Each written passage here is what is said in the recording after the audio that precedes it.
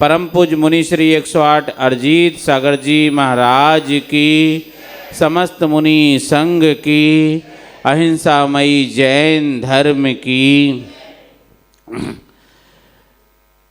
शातिशाय पुण्य कर्मों की लहरें हमारे पुण्य कोष में एकत्रित हो गईं और एकत्रित होने के बाद सारे संयोग ऐसे जुड़े, एक तरफ देव, दूसरी तरफ शास्त्र और तीसरी तरफ सीधे गुरु।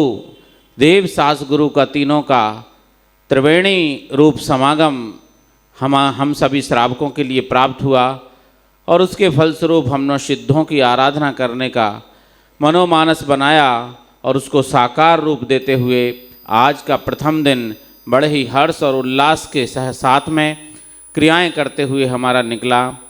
और जैसा कि समोशरण की शोभा आप देख रहे हैं, इस समोशरण की शोभा वास्तव में हम लोगों ने किसी न किसी जन्म में समोशरण में गए होंगे, लेकिन अभी तो याद नहीं किसी को भी। लेकिन समोशरण कैसा होता होगा, तो शायद ऐसा ही होता होगा जैसा वर्तमान में हम अभी देख रहे हैं। निश्चित रूप से आगामी भाव में हम सभी समोशरण के श्रोता न बन करके हमारा ही समोशरण लग जाए और ऐसा काल का योग पा करके हम सभी भी मोक्ष का पुरुषार्थ कर सकें, ऐसी मंगलमयी प्रशस्त भावना सबके दिलों में है, सबके मनोमानस में है। और आज की इस रंगीन शाम का, भक्ति से भरी हुई शाम का आगाज करने के लिए प्रतिदिन की भांति दीप प्रज्वलन करने के लिए आचार्य भगवान के चित्रपट के सामने मैं आमंत्रण दे रहा हूँ। आज के विधान के शौधर्म इंद्र सुरेश जी पाटनी और हमारे मंडप उद्घाटनकर्ता श्रीमती संगीता जी पहाड़िया के पिताश्री स्वरूप चंद जी पाटनी पधारें और दीप प्रज्वलन करके इस कार्य का आगाज करें। दीप जले जगमग जगमग दीप जले। और इसी आवाज़ को निरंतरता देता हुआ, आवाज़ न बदल करके इसी आवाज़ को निरंतरता देता हुआ मैं अशोकनगर से पधारे हुए स्वर साम्राज्य के धनी श्रीमान राजीव जी से निवेदन करूंगा कि वो देव साज गुरु की परम भक्ति में मंगलाचरण स्वरूप एक भजन प्रस्तुत करें। अरे जिनको पार्श्वनाथ से लगाव हो गया, दूर जिंदगी से हर अभाव हो गया। जिनको पार्श्वनाथ से लगाव हो गया, दूर जिंदगी से हर अभाव हो गया। जा मिली है वो नदी सागर से जरूर, जिसका ठीक राह पे बहाव हो गया। जिनको पार्श्वनाथ से लगाव हो गया, ओ, ओ, ओ, ओ, ओ,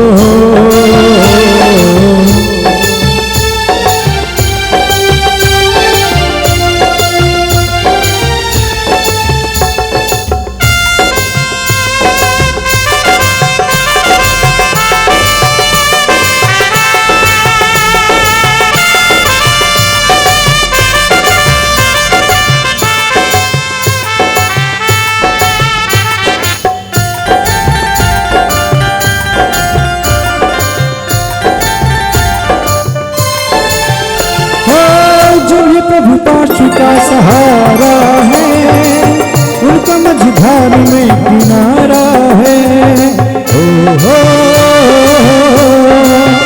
जब प्यारा है प्रभु का रसिका, कभी हिम्मत नहीं बुहारा है। हर हाल में खुश रहने का स्वभाव हो गया। जिनको पार्श्वनाथ से लगाव हो गया, दूर जिंदगी से हर अभाव हो गया। और इन्हीं दुख व्याधि और परेशानियों को दूर करके मोक्ष मार्ग में लगने के लिए मैं श्री दिगंबर जैन पंचायत की ओर से और यहाँ विराजे समस्त सुधी श्रोताओं की ओर से परम पूज्य गुरुदेव के चरणों में बारंबार नमोस्तु नमोस्तु नमोस्तु अर्पित करता हुआ आज के सिद्ध चक्र विधान मंडल के प्रथम दिवस की प्रथम देशना प्रारंभ करने के लिए निवेदन करता हूँ। नमोस्तु।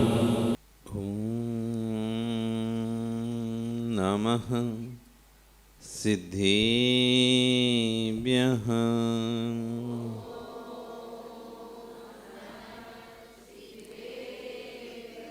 ॐ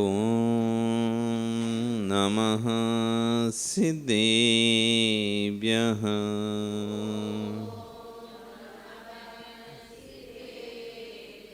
ॐ नमः सिद्धिभ्यः।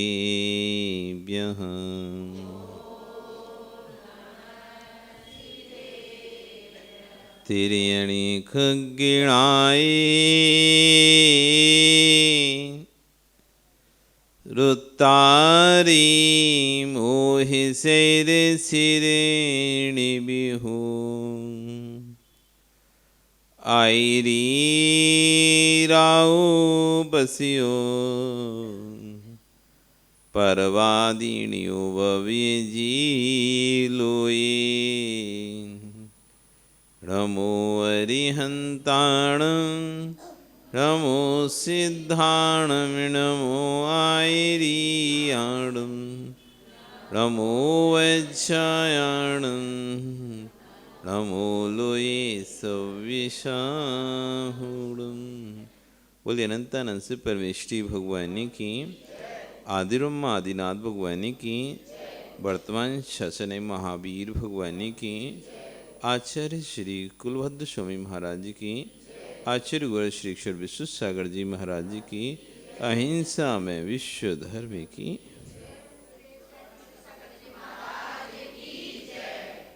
भवबंधु, वर्तमान शासन न्यायिक वर्धमान स्वामी के शासन में तीर्थंकर प्रभु की चरण निष्ठा में हम सभी जिन देशना का श्रवण कर रहे हैं, आचार्य हुन कुलभद्र स्वामी महाराज ग्रंथराज सार समुच्चय जी में सम्यक्त गुण की व्याख्या कर रहे हैं। पिछले कई दिनों से हम इस गुण के बारे में समझ रहे हैं कि सम्यक्त गुण सभी गुणों में महत्वपूर्ण गुण हैं। सम्यक्त है तो सब कुछ है, सम्यक्त नहीं तो कुछ भी नहीं। मुक्ति का संगम कराने वाला कोई है, उसका नाम है सम्यक्त। संसार से पार उतारने वाला कोई है, उसका नाम है सम्यक्त। और संसार में भ्रमण कराने वाला कोई हेतु है, उसका नाम है मिथ्यात्व। जीव का सबसे बड़ा कोई शत्रु है, उसका नाम है अश्रद्धान। और सबसे बड़ा कोई मित्र है तो उसका नाम है श्रद्धान। आदमी दुखी क्यों होता है? अश्रद्धान दुख का कारण है। जब जब व्यक्ति को किसी पर अश्रद्धान हो जाए, आप घर में रह रहे हो पदम जी, किस आस्था पे रह रहे हो? घर में आप रह रहे हैं, भोजन करते हैं, पानी पीते हैं, खाद्य सामग्री खाते हैं, निश्चिंत होकर सोते हैं। आप निश्चिंत, इतने निश्चिंत क्यों रह पा रहे घर में? आपको डर नहीं लगता क्या घर में रहने पर कोई आपको कुछ दे ना दे, रात में सोते समय गला ना दबा दे? ऐसा डर नहीं लगता क्या? रात में सो रहे हैं, अब पदम जी ऐसा डर नहीं लगता कि रात में सो रहे हैं कोई दबा दे गला? निश्चिंत होकर सोते हो ना। ऐसा कोई डर है क्या आपको कि मेरे घर में कोई मुझे मार सकता है? ऐसा भय है आपको? नहीं है। वहीं कहीं दूसरी होटल में जाते हैं, कहीं अन्य स्थानों पर जाते हैं, ट्रेन में बैठते हैं तो निश्चिंत नहीं सो पाते। ट्रेन में बैठ के सफ़र करते हैं, यदि आपके पास सामान है, पैसा है, संपत्ति है, कुछ भी यदि आप साथ में लेके जा रहे हैं तो निश्चिंत होकर नहीं सो पाते हैं। समय डर लगा रहता है, कोई सामान ले जाएगा तो कोई मेरा कुछ भी कर सकता है। बार बार आँख खुलती है, बार बार देखते हैं। लेकिन ऐसा घर में नहीं रहता। लाखों रुपए भी आपकी तिजोरी में रखें, आप शांति से सो रहे हो। आपको घर के किसी भी सदस्य से डर महसूस नहीं हो रहा कि घर का कोई सदस्य मुझे मारकर पैसा अपने कब्जे में कर लेगा। क्यों? क्योंकि आपका उनके प्रति विश्वास है, आपके अंदर एक विश्वास है, ये मेरे घर के सदस्य हैं, ये मेरा अहित नहीं करेंगे। जब जब विश्वास पैदा होता है किसी वस्तु पर, जब जब श्रद्धा किसी वस्तु पैदा होती है, तो व्यक्ति अपना सर्वस्व उसको दे देता है, सर्वस्व निछावर कर देता है उसके लिए। इतना पैसा, धन, संपत्ति निश्चिंत होकर दूसरे के हवाले करके छोड़ देता है, किंचित भी उसे विकल्प नहीं है कि सामने वाला मुझे मार सकता है। निश्चिंत सो रहा है। किस आधार पर? अपने मित्र के घर जाकर सो के दिखाओ, पैसा रख के, बार बार चिंता लगी रहेगी।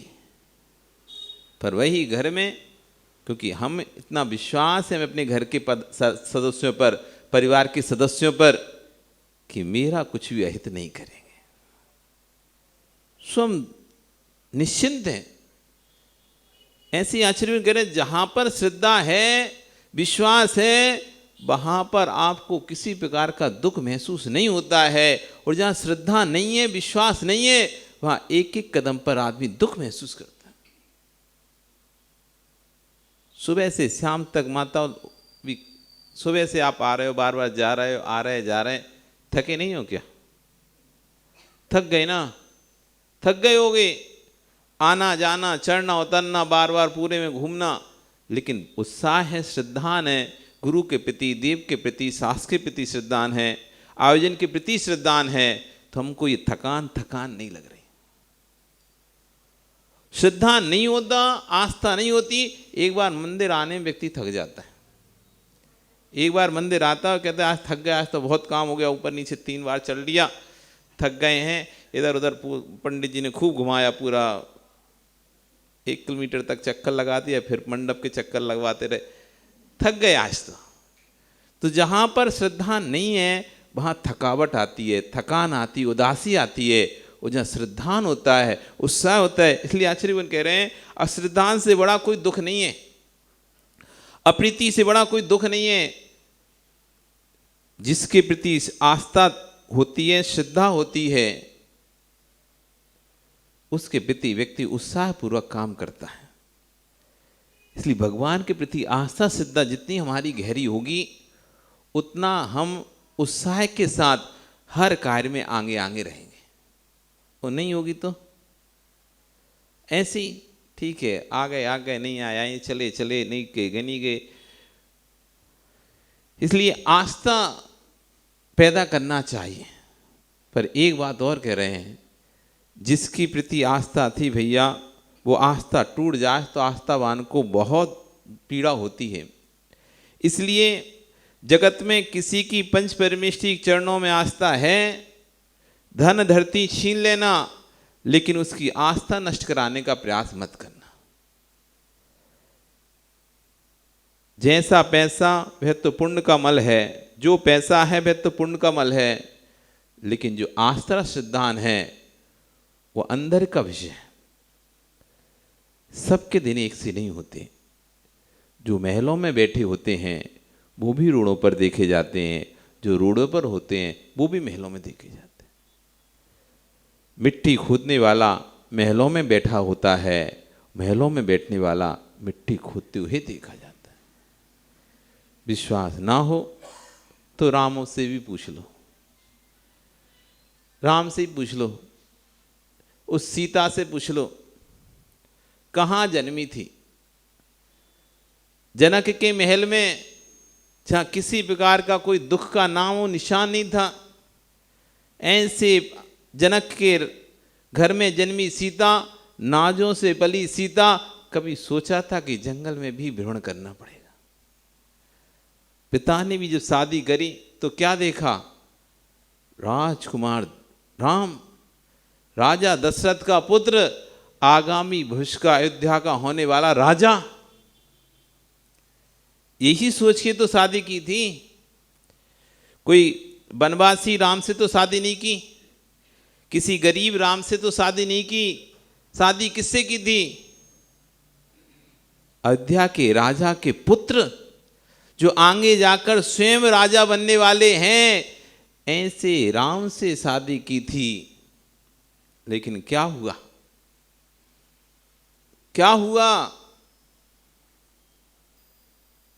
सबके दिन एक से नहीं होते।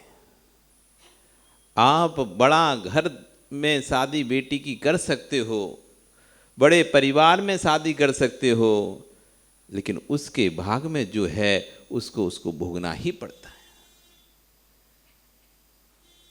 बन भटकना पड़ रहा था। शादी की गई थी राजा के साथ, और आगे देखो क्या हो रहा है, बनवासी बन गए। वहीं दूसरी ओर देख लो, मैना सुंदरी शादी की गई थी कोड़ी के साथ, एक गरीब के साथ कोड़ी के साथ, जिसे नगर से निकाल दिया गया था, ऐसे कोड़ी के साथ शादी की गई थी। सबके दिन एक से नहीं होते। वो कोड़ी कामदेव बन गया। सबके दिन एक से नहीं होते। इसलिए कह रहे हैं, जिसके राग में किया करते थे तुम पाप, वह भी राख हो जाता है। इस शरीर के राग में तो हम क्या कर रहे हैं? पापों को कर रहे हैं, 5 पापों को कर रहे हैं। किसके राग में? अपने शरीर के राग में, अन्यथा दूसरे के शरीर के राग में। या तो स्वयं के शरीर के राग में व्यक्ति पाप करता है, अच्छा खाना है, अच्छा दिखना है, अच्छा रहना है, तो कुछ भी उपयोग करता है, कुछ भी खाता रहता है। या फिर दूसरे को स्वस्थ, दूसरे को चाहता है तो उसके राग में पाप करता है, उसके लिए कमाने के लिए पाप कर रहा है, स्वयं के शरीर के राग में अथवा बर के शरीर के। ये 2 ही तो कारण है जिसके आचरण के, जिसमें राग किया करते थे और जिसके लिए राग किया करते थे, वह राख हो जाता है। जिसमें ज्ञानी कनस्टर के कनस्टर, टीन के टीन सुगंधित तेल लगा चुके हो, वह भस्म के रूप में परिवर्तन दिखाई देता है। इसलिए जिनालों की वंदना करने आते हो तो कभी समय मिले तो शमशान पर जरूर जाया करो, शमशान घूमकर आया करो।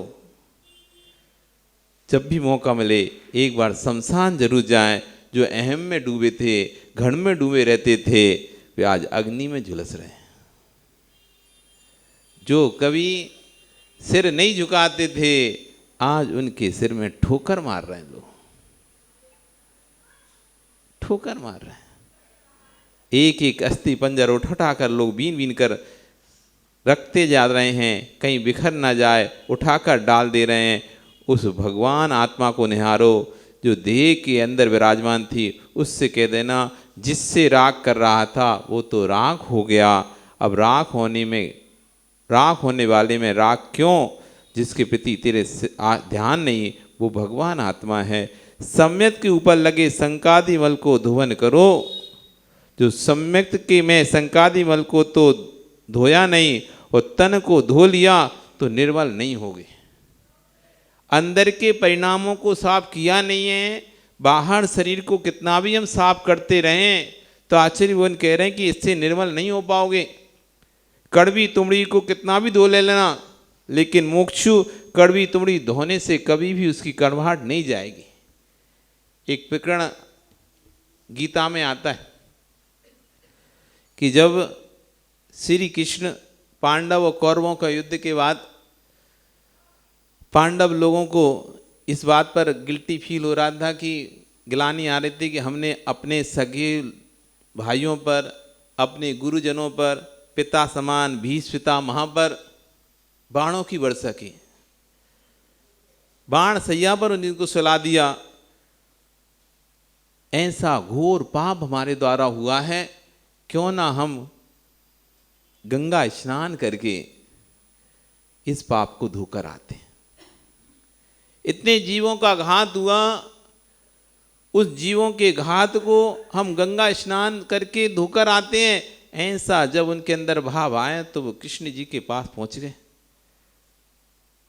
हे नारायण, हम लोगों का भाव हुआ है कि हम अपने पापों का प्रक्षालन करें और इसलिए हम आपके पास आए हैं। आप भी चलें, आप भी चलना चाहते तो आप भी चलें। हम आपके सानिध्य में गंगा स्नान करके अपने पापों का क्षय करेंगे। कृष्ण उनकी ओर देखते हैं, मुस्कुराते हैं। बड़े लोगों की एक विशेषता होती है, बहुत सारी बात वो बोलकर कम, दिखाकर ज़्यादा समझाना चाहते हैं। क्योंकि यदि बोलकर बताएंगे तो व्यक्ति हो सकता है माने नहीं।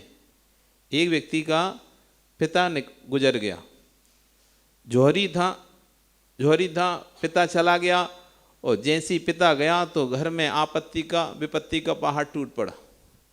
और विपत्ति का पहाड़ टूट गया तो विपत्ति जब आती है तो चारों तरफ से आती है, लेनदार चारों तरफ से टूट पड़े, और देने वाले लोग तो कोई आता ही नहीं, वो तो विलीन हो जाता है। लेने वाले एक नहीं 4 खड़े हो जाते हैं। अब जो उसका व्यापार था वो पूरा नष्ट हो गया। जौहरी का व्यापार था। माँ बेटे को कहती, ये देखो कुछ हीरे अपने घर में रखे हैं, ये ले जाओ, तुम्हारे पिता के जो दोस्त हैं अंकल, उनको जाके हीरे बेचकर कुछ पैसे आ जाएंगे तो अपन सबकी उधारी से दे देंगे। वो हीरे लेकर जाता है, अपने पिता के दोस्त के पास हीरे लेकर जाता है और कहता है, अंकल ये हीरे आप ले लो और इसके बदले में कुछ राशि हमको दे दो। वो व्यक्ति हीरे लेता है हाथ में और कहता है, बेटा अभी हीरों के दाम बहुत गिरे हुए हैं, अभी हीरों के दाम बहुत गिरे हुए हैं। उनको देखकर कुछ सोचता है और बोलता है कि अभी हीरों के दाम कुछ गिरे हुए हैं, ऐसा करो अभी हीरे तो तुम रख लो, पैसे चाहिए तो मैं तुम्हें कुछ उधार दे देता हूं, जिस दिन हीरों के दाम बढ़ जाएंगे सो तुम हीरे बेच कर मेरा पैसा वापस कर देना, और तब तक तुम मेरे यहां काम सीखो। क्या करो? काम सीखो, व्यापार धंधा सीखो, हीरे की परख करना सीखो, जिससे आगे जाके तुमको व्यापार करने में आसानी होगी। बेटा कहता है, ठीक है जैसा अंकल आप कहें, और हीरे वापस तिजोरी में बंद करके रख देते हैं। और बेटा रोज दुकान पर जाता है, धीरे धीरे धीरे सीखता है, हीरे की परख करना सीखता है। जब 6 महीना व्यतीत हो जाते हैं तो उस बालक को हीरे की अच्छे से परख आने लगती है, और बहुत बड़ा जौहरी के रूप में प्रसिद्ध होने लगता है। वो देखते से ही बता सकता था कांच है, हीरा है, कैसा क्या है, इतना पारखी बन गया। 6 महीने लगन से उसने मेहनत लग करके उस कार्य को सीखा। एक दिन उसके पिता का जो दोस्त थे उस बेटी को कहते हैं, बेटा अभी हीरों का मूल्य बहुत अधिक है, जो तुम्हारे पिता ने हीरे रखे थे उन हीरों को लेके आओ, हम व्यापारी को भी हीरे बेच देंगे और खूब पैसा कमाएंगे। बेटा खुशी खुशी जाता है, माँ से कहता है, माँ हीरों की बहुत रेट बढ़ चुकी है मार्केट में, जल्दी से वो हीरे निकाल के हमको दो, और अभी हीरे बेच देंगे तो बहुत हमारे पास धन हो जाएगा और हमारी गरीबी मिट जाएगी। माँ भी खुश होकर जल्दी से तिजोरी खोलती है और हीरे का पैकेट उसको देती है। बेटा बड़ा खुश, और खुशी खुशी जैसे उसमें हाथ डालकर हीरे बाहर निकालता है, वो जैसे ही देखता है ये हीरे नहीं तो कांच है, ये हीरा नहीं है, जिसे मैं 6 माह से हीरा समझ रहा था वो हीरा नहीं कांच है। ये दौड़ा दौड़ा अपने अंकल के पास जाता है, अंकल आपने मुझे क्यों नहीं बताया, आपने मुझे क्यों छुपाया कि जो मेरे पास है वो हीरा नहीं था, कांच था। उनका बेटा मैं उस समय बताता ना, तुमको ऐसा लगता कि अंकल मेरे हीरे हड़पना चाहते हैं, तुम्हें तो वो कांच नहीं दिख रहे थे, तुम्हें तो वो हीरा दिखाई दे रहा था, तुम्हें तो ऐसा लग रहा था हीरे हैं और बहुत बेशकीमती हैं। यदि मैं कहता ये कांच है तो तुम सोचते कि मेरे हीरे हड़पना चाहते हैं, मेरे हीरे लेना चाहते हैं, इसलिए मेरे हीरों को कांच बता रहे हैं, इसलिए मैंने तुम्हें हीरे की परख करना सिखाया। जब हीरे की परख करना तुमने सीख लिया, तुम स्वतः ही अब खुद परख कर सकते हो हीरा कौन सा है और कांच कौन। अब मुझे कहने की जरूरत नहीं है कि तुम्हारे घर में हीरे नहीं थे, कांच थे, अब तुम स्वयं पारखी हो गए। तो समझदार लोग होते हैं, वो कहकर कम कर कर ज्यादा समझाना चाहते हैं। बालक पैर छूता है। ऐसी कृष्ण भी उन पांडवों को समझाना चाहते थे कुछ, लेकिन कैसे समझाएं कुछ कहने पर व्यक्ति तर्क करने लगता है। जो समझदार नहीं होता कहते अध जल गगरी झलकत जाए। या तो ज्ञान पूरा होना चाहिए तो फिर भरा पूरा रहे तो पानी नहीं फैलता, पूरा भरा रहता है, या फिर खाली रहे तो नहीं फैलता पानी। और आधा पानी है तो अब लेके जाओ, बार बार हिलता है डुलता है, ऐसे हिलेगा डुलेगा तो क्या होता है, बार बार झलकता है। या तो ज्ञान बिल्कुल नहीं हो, वो बहुत अच्छा, कम से कम कह तो सके हमें कुछ ज्ञान नहीं है, अथवा पूरा ज्ञान हो तो ठीक है। लेकिन अध कचड़ा जो ज्ञान होता है वो बड़ा खतरनाक होता है। आधा ज्ञान जो होता है बड़ा खतरनाक होता है, ना सत्य की श्रेणी में आता ना असत्य की श्रेणी में आता। आधा ज्ञान ऐसा होता है जिसे ना तो आप सत्य बोल सकते ना सत्य, क्योंकि कुछ तो सत्य रहता है उसमें, ये बात भी सत्य है, लेकिन पूरा सत्य नहीं होता इसलिए असत्य भी है। पूरा सत्य नहीं है इसलिए सत्य भी है, लेकिन पूरा सत्य नहीं है इसलिए असत्य भी है। तो आधा ज्ञान बड़ा खराब ज्ञान है। या तो कुछ नहीं हो ज्ञान तो बढ़िया। अब थोड़ा सा तुम्हें कोई किसी चीज को का ज्ञान हो गया आधा अधूरा, मान लीजिए आपको पहले घर में रेडियो चलते थे, रेडियो सबके पास रेडियो होते थे, तो जैसे ही खराब हुआ तो लोग खोल के देखते थे। टीवी होती थी ब्लैक एंड वाइट, अब तो खुलती नहीं है, पहले की टीवी में जल्दी खुल जाती थी, पीछे डिब्बा का ढक्कन खोला तो जिसको थोड़ा बहुत कुछ ज्ञान होता था तो वो क्या करता था, खराब हुई तो खोल के देखता था, खोलने के चक्कर में और खराब हो जाती थी। ज्ञान पूरा था नहीं कि, पर थोड़ा सा ज्ञान था, देखा देखा कि ऐसे तार ऐसा होता है ऐसा होता, तो खोल के थोड़ा सा देख लिया तो थोड़े से चक्कर में पूरे खराब हो जाता था। तो आधा ज्ञान बड़ा खराब होता है। इसलिए ज्ञान हो तो पूरा हो, नहीं तो नहीं हो। और यदि आधा ज्ञान है तो फिर भैया अपने ज्ञान को पूरा करो, तब जाकर बोलो। यही कारण है तीर्थंकर भगवान अवध जन्म से अवधि ज्ञान के धारी होते हैं, मति शुद्ध अवधि ज्ञान के धारी होते हैं, और उनको जो भी अवधि ज्ञान होता है वो सर्वावधि अवधि ज्ञान होता है, सभी पदार्थों ज्ञान। तब भी वो ज्ञान उनका अधूरा ज्ञान है, क्योंकि वो अवधि ज्ञान सिर्फ मात्र रूपी पदार्थ को जान पा रहा है, अरूपी पदार्थ को नहीं जान पा रहा है। पदार्थ दो प्रकार के हैं जगत में, विश्व में, एक रूपी पदार्थ और दूसरा अरूपी पदार्थ। तीर्थंकर मति शुद्ध और अवधि ज्ञान के धारी होने पर भी अवधि ज्ञान से संपूर्ण रूपी पदार्थों जान रहे हैं, लेकिन अरूप पदार्थों को नहीं जान पा रहा है। इसलिए जैसी दीक्षा लेते हैं मौन हो जाते हैं। अभी मैं कुछ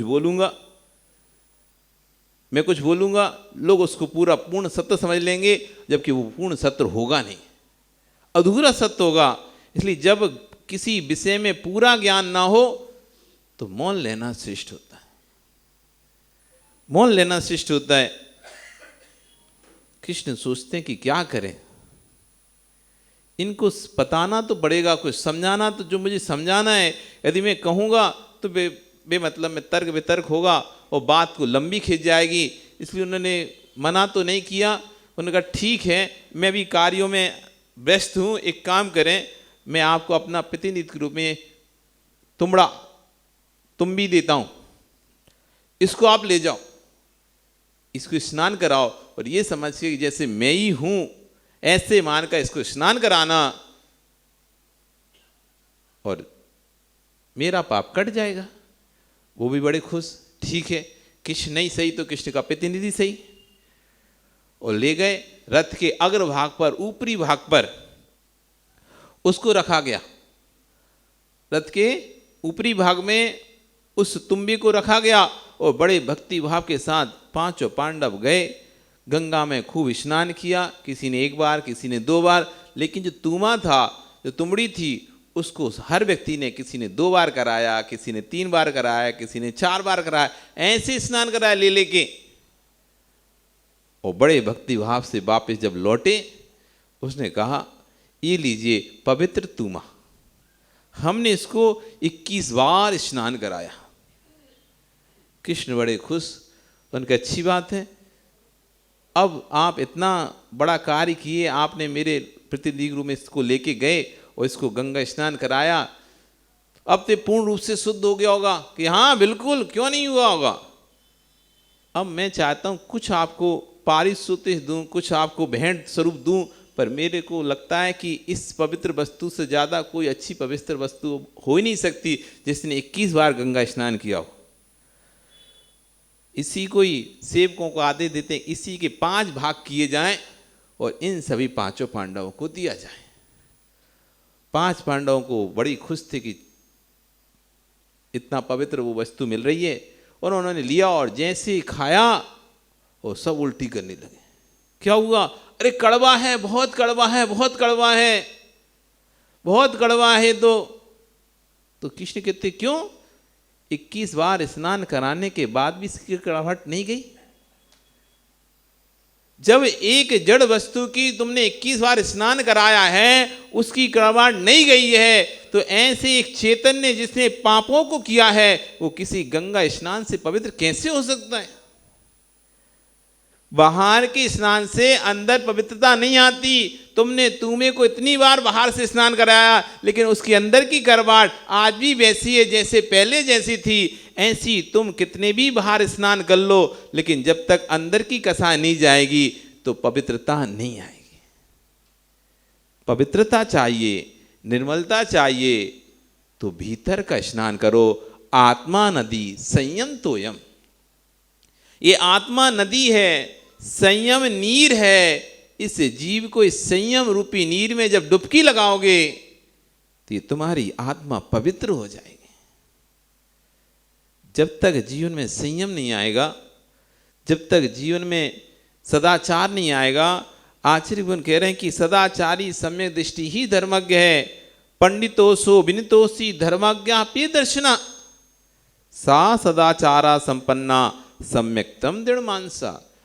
जो दृढ़ मन वाला हो, सदाचार से संपन्न हो, विनीत हो, धर्म के मर्म को जानने वाला हो, ऐसा व्यक्ति ही सम्यक दृष्टि हो सकता है। ऐसे व्यक्ति का ही कल्याण हो सकता है। अन्यथा तो जीव आता है जाता है।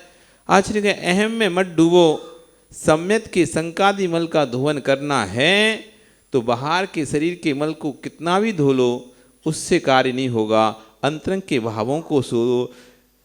कड़वी तुम्बी की कड़वा तुम दूर नहीं कर सकोगे। ऐसी देह चर्म के पिंड को तुम कितना भी शुद्ध करते रहना, ये शुद्ध नहीं हो पाएगी। तू चाहे इसका उपयोग कड़वी तुमड़ी के रूप में कर ले, और तुम चाहे तो इसे सुखा लो, लेकिन खाएगा तो ऊपर जाएगा।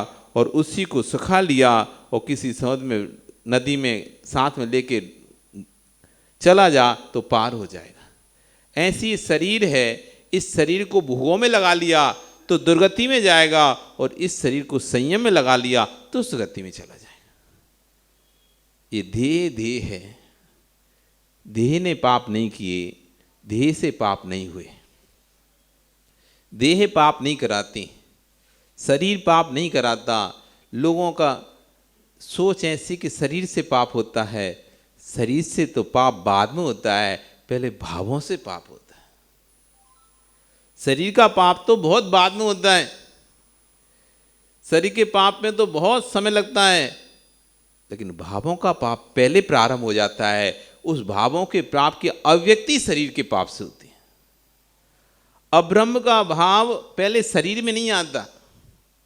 अब्रह्म का भाव पहले शरीर में नहीं आता, पहले भावों में आता है। जब भावों में अब्रह्म का भाव आता है, फिर शरीर के माध्यम से वो भाव प्रकट होता है। शरीर अब्रह्म नहीं किया, पहले परिणामों में ब्रह्म पैदा हुआ। उन विकारों को निकालने का साधन शरीर बन गया। शरीर में अब्रह्म होता तो मूर्ति के अंदर भी अब्रह्म होना चाहिए था। शरीर में विकार होता तो मुर्दे में भी विकार होना चाहिए था, लेकिन शरीर में विकार नहीं है। विकार हमारे भावों में था। वो भावों का विकार दिखाई दिया शरीर के माध्यम से। हमारे अंदर जो भी जैसे भी कोई परिणाम होता है तो बाहर ऑटोमेटिक दिखाई देता है। गुस्सा आए, कुछ भी हो, क्रोध आए, कुछ भी थोड़ा बहुत भी अंदर कुछ भी भाव बदलेंगे, शरीर का हाव भाव तुरंत बदल जाता है। खिलता मुस्कुराता चेहरा भी अंदर परिणमन होता है तो बाहर अपने आप चेहरा बदल जाता है। वो नहीं चाहे बदलना। कोई व्यक्ति कितना भी हंस के दिखाए, कितना भी कुछ करके चेहरे पे कुछ भी करके दिखा ले, लेकिन अंदर जब दुख आता है वो चेहरे प्रकट होता है। अंदर खुशी आती है तो चेहरे पर प्रकट होती है। जैसा अंदर परिणमन चलता है वैसा बाहर में उसका परिणमन दिखाई देता है। ऐसे ही ये देह है, इसका भोग में भोग करेगा तो कड़वी तुमड़ी के समान तेरे संयम को मारकर तेरी दुर्गति में भेज देगी, और इसी कड़वी तुमड़ी रूपी शरीर को साधना करके सुखा लेगा तो भव सागर से पार करा देगा। जैसे तुमा सुखा लिया, सूखी तुमी पार करने में, जैसे कि ना लकड़ी का सहारा, ऐसे सूखा व्यक्ति, सूखी तुमी टूटती नहीं तो उसके सहारे व्यक्ति पार कर सकता है नदी। किसी वस्तु को हे मत समझो, उसका उपयोग करना सीखो। वस्तु को बुरा मत बोलो, हर वस्तु में गुण है, हर वस्तु उपयोगी है, उसको उपयोग करना सीखो। खाने के लिए हे है तुमड़ा, पर समुद्र से तैरने के लिए हे नहीं है, इसलिए उसके प्रति अशुभ भाव मत लाओ। जो देह को गाली देते हैं वे मिथ्या दृष्टि होते हैं, जो शरीर को गाली देते हैं वे मिथ्या दृष्टि होते हैं। कुछ लोगों ने अपना ध्येय ही बना लिया है कि शरीर को गाली देना, शरीर को बुरा कहना। अरे भाई, इस ध्येय को एकदम मत सुखाओ। शरीर नहीं होगा तो मोक्ष मार्ग की साधना किससे करोगे? ज्ञानी निगोदिया में अरिहंत शक्ति है, निगोदिया में सिद्ध शक्ति है। क्या निगोदिया सिद्ध बन पाएगा? नहीं, पर्याय की प्रत्यय शक्ति भी चाहिए। ऐसी बाहर के लोगों की बात सुनकर एक गहरी बात समझना। राग बंध का कारण है तो क्या द्वेष मोक्ष का कारण है? राग बंध का कारण तो द्वेष भी बंध का कारण है। शरीर का राग बंध का कारण है तो शरीर से द्वेष करना भी बंध का कारण है। राग मत करो, शरीर से राग मत करो। एक ही बात हम सुनते, शरीर से राग मत करो, शरीर से राग मत करो, बंद होता है। तो क्या शरीर से द्वेष करने से मोक्ष होता है क्या? जब राग करने से बंद होता है शरीर से, तो शरीर से द्वेष भाव रखने से भी क्या होगा? बंद ही होगा। जैसा राग बंद का कारण है वैसा द्वेष भी बंद का कारण है। आपको अपने कुटुंब के प्रति राग नहीं होना चाहिए, लेकिन द्वेष भी नहीं होना चाहिए। समझा रहे हैं कि आपने घर छोड़ दिया, परिवार छोड़ दिया, हमारा घर के राग नहीं है, अब वो आते हैं तो आप ऐसे मुंह घुमा के बैठ जाते हैं। घर के सदस्यों को आपने, एक साधु बना, ब्रह्मचारी बना, उसने परिवार घर सब छोड़ दिया, रिश्ते नाते सब छोड़ दिए, ठीक है छोड़ दिए। अब वो आचार्य बन के झूठा वैराग मत दिखाओ। अब घर के लोग आ गए, कोई आया दर्शन करने, कुछ आया, आप मुंह बना के उधर बैठे हो, देख नहीं रहे मुझे क्या करना है, घर के लोगों से मुझे क्या करना है, ऐसे करके मुझे कोई मतलब नहीं। और भाई एक भक्त आ गया तो उससे बैठ के घंटों घंटों बतिया रहे हो। घर का परिवार का सदस्य आया तो देख नहीं रहे, अरे हमें घर से कोई राग नहीं है, और उससे बात नहीं कर रहे।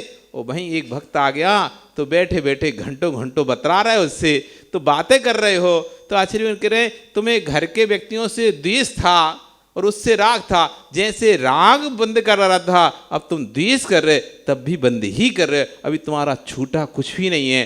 राग का परिवर्तन द्वेष रूप में हो गया। आपको जैसे और लोग दिखाई दे रहे थे, जैसे और लोग आपको सामान्य दिखाई देते, ऐसे परिवार के लोग भी आप सामान्य देखो।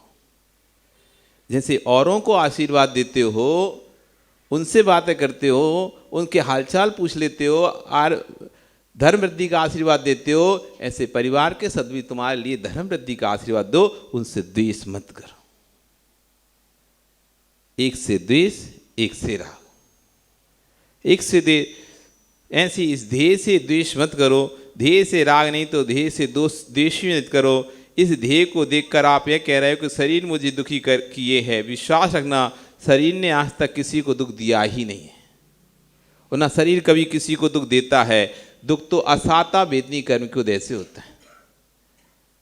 यदि शरीर दुख देता होता तो जितने भी शरीरधारी हैं वे सभी दुखी होना चाहिए था।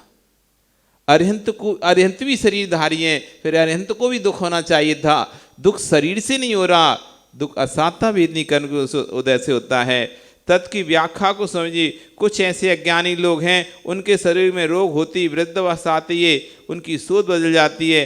अब तो मर जाना श्रेष्ठ है, ये शरीर नष्ट हो जाए तो अच्छी बात है, ये शरीर बहुत दुख देता है। ज्ञानी शरीर दुख देता होता तो जगत में जितने धारी होते वे सभी देहधारी होते हुए सभी रोते मिलते, लेकिन शरीर ने दुख नहीं दिया, हमारा असाता ने दुख दिया। इसलिए जब भी आपकी विवस्था अवस्था आए तो मरना पसंद मत करना। मरकर करोगे क्या? मरकर नहीं ना जाने कौन सी दुर्गति में जाओगे।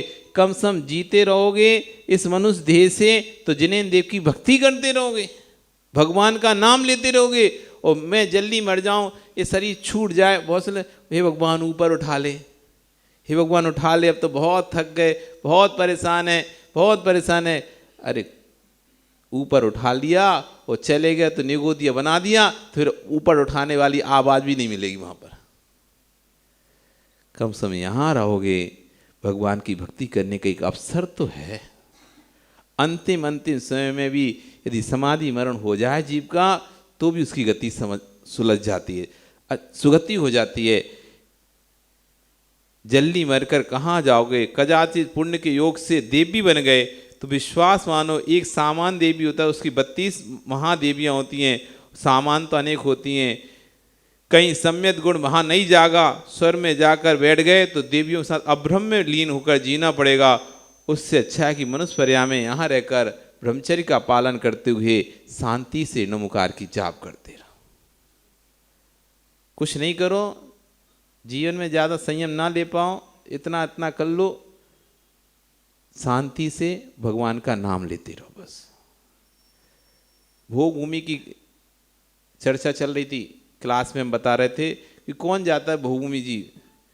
भोगभूमि जीव भगवान जो मुनियों को आहार देता है वो तो जाता ही है, जो मुनियों को श्रद्धा भक्ति पूर्वक नवदा भक्ति से पड़गान कर कर आहार देता है, ऐसा जीव भोगभूमि बंद करता है। इसके अलावा कौन? जो सदाचार का जीवन जीता है, जो बिना छल कपट के सदाचार का जीवन जीता है और अपने अंतिम समय परिणाम शांत परिणामों से जो अपने शरीर का त्याग करता है, विशुद्ध परिणामों से जो शरीर का त्याग करता है, मनुष्य आयु का ऐसा बंधक जीव भी भोगभूमि जाता है। स्वभाव मार्दवम च, जो स्वभाव से सरल होता है, किसी प्रकार का छल कपट नहीं होता, ऐसा जीव कुछ नहीं करते हुए भी भोगभूमि में पहुंच जाता है, भोगों को भोगता है। जीने की इच्छा मत करो, मरने की इच्छा भी मत करो। जीने की इच्छा मत करो, मरने की इच्छा मत करो। जब तक जी रहे हो अरिहंत सिद्ध आचार्य उपाध्याय साधु पंच महापुरुषों की भक्ति करो। मृत्यु का जब समय आए तो फिर ये मत सोचना कि छूट रही है देह मेरी। जो छूटने वाला था वही तो छूटेगा, जो नहीं छूटने वाला है वो कभी नहीं छूटेगा। ना तो जीने की इच्छा रखो, ना मरने की इच्छा रखो। जब तक आयु कर्म है तब तक जीवन चलेगा, आयु कर्म नष्ट होगा जीवन नष्ट हो जाएगा। आयु कर्म है तब तक जीवन है, आयु कर्म नष्ट जीवन नष्ट। जो छूटने वाला है वही छूटेगा, जो नहीं छूटने वाला है, मेरा ज्ञान दर्शन मेरी श्रद्धा जो मेरे अंदर है वो नहीं छूटेगी। जो शरीर है वही छूटेगा आयु क्षीण होने पर। ऐसा सोचते हुए विश्वास रखना। यहाँ के भगवान की मात की भक्ति कर रहे थे, जब तुम देव हो जाओगे ऐसी भावना रहेगी तो नियम से तुम सुमेरु पर्वत पर जाकर अकृत्रिम जिन बिंबों की वंदना करोगे। अभी यहाँ पर सिर्फ देखने में लग रहा है सिर्फ चक्रमंडल विधान सामान से, अभी आप इतनी शरीर की ताकत है कि आप इतना ही 7 दिन का 8 दिन का विधान कर पाते हो, 5 दिन का। लेकिन जब देव बन जाओगे ना तो आप इतनी भक्ति करोगे, इतनी भक्ति करोगे। देव क्यों बनाया जाता है? विधान कर रहे हैं मनुष्य लोक में, विधान कर रहा है मनुष्य, और फिर भी देव बनाए जा रहे हैं तुम्हें। क्यों? मनुष्यों में नहीं है क्या? चक्रवर्ती है, मंडलेश्वर है, महामंडलेश्वर, सब बड़े बड़े राजा होते हैं ना मनुष्यों में भी तो। लेकिन जब भी विधान की व्यवस्था होती है तो देवों की स्थापना की जाती है। सौधर्म, ईशान, सानत, माहन, देवों को ही क्यों बुलाया जाता है? बिना देवों का विधान क्यों नहीं होता? कभी सोचा इस बात पे? हम मनुष्य तो मनुष्य के रूप में क्यों विधान नहीं करते? हम देव क्यों बनते हैं? इसलिए बनते हैं ये मनुष्य का औदारिक शरीर जरा में थक जाता है, थोड़ा सा मेहनत हुई, फिस। लेकिन जो देवों का शरीर होता है, बैक्टीरियक शरीर होता है, उसमें किसी प्रकार की थकावट नहीं आती है।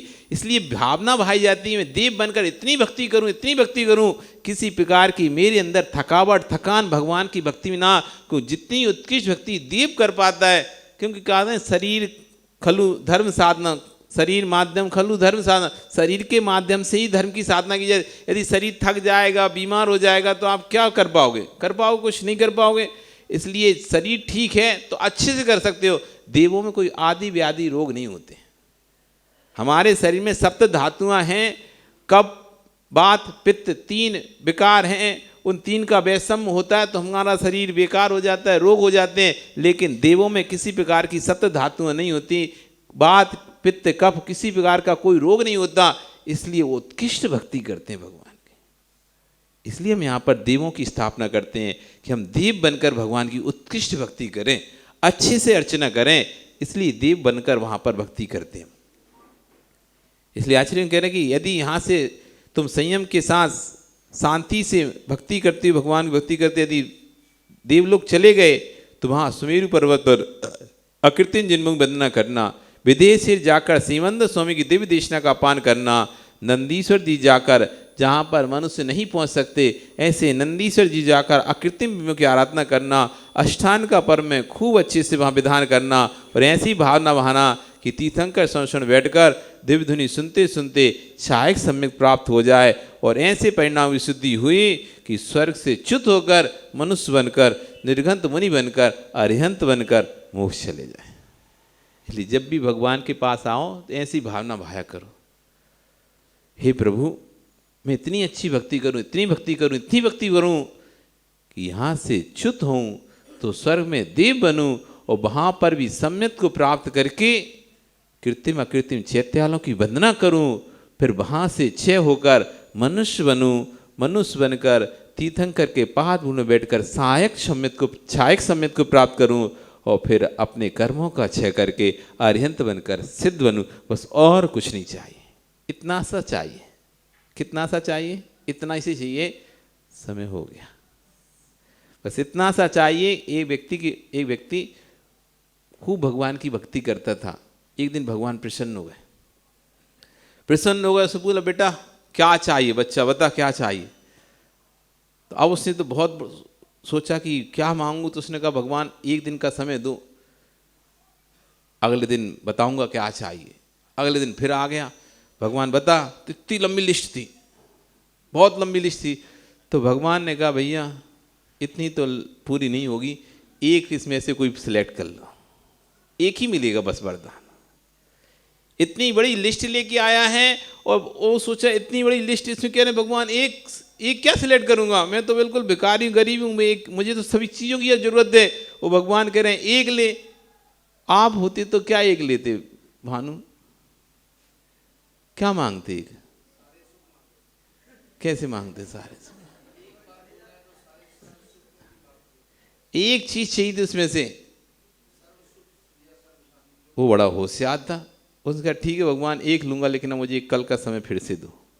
अब मुझे ढूंढना पड़ेगा ना इतनी सारी लिस्ट में से क्या। ठीक बन कल का आ जाना। कल फिर हुआ, पहुंचा, हाँ भगवान आप तैयार हैं? हाँ भगवान कहते हम तैयार। तुम तैयार हो के नहीं मांगने? कि हाँ मैं भी तैयार हूँ। क्या चाहिए? कुछ नहीं चाहिए मुझे तो इतना ही चाहिए, मैं अपने घर के आंगन में अपने पोते को सोने के कटोरे में सोने की चम्मच से खीर खाते हुए देखना चाहता हूं, बस और कुछ नहीं चाहिए। क्या चाहिए इसे? अपने घर के आंगन में, और बड़ा घर होगा तब तो आंगन होगा उसमें, अपने घर के आंगन में पोते को, अब पोता करना है तो पहले खुद की शादी हो, तो बच्चा हो, लड़का हो, फिर लड़के की शादी हो, तब तो पोता होगा। स्वयं की शादी हो गई, बेटा भी हो गया, बेटी की शादी, तब जाकर पोते को। अब सोने का कटोरा, अब जिसके घर में सोने का कटोरा, समझ लो पैसा तो होना, तब तो सोने का कटोरा हो खीर खाने के लिए, और अच्छा घर धान से भरा हो, तब तो आदमी खीर खाएगा। नहीं तो जिसके पास खाने को नहीं वो खीर क्या खाएगा। तो कुल मिला के रोटी कपड़ा और मकान सब आ गया, परिवार सब तो आ गया। ऐसे ही मांगा है तो ऐसे मांगो, फिर दोबारा से मांगने की जरूरत नहीं पड़े। ऐसे ही भगवान के पास आते ऐसा मांगो कि फिर मांगने की जरूरत नहीं पड़े। इतना ही करना। यहाँ से हम भक्ति करेंगे, स्वर्ग में जाएं सम्यक के साथ, वहाँ पर अकृत्रिम चैत्याली बंदना करें, वहाँ से मनुष्य बने, मनुष्य बनकर छाया सम्यक को प्राप्त करें और बस केवली बनकर मोक्ष लें। इतना ही तो चाहिए, और कुछ नहीं चाहिए। इतना सा मांगना। आपका समय हो गया, कल फिर आओगे, पर आ रही तो फिर चर्चा करेंगे। बोली भगवान महावीर स्वामी की।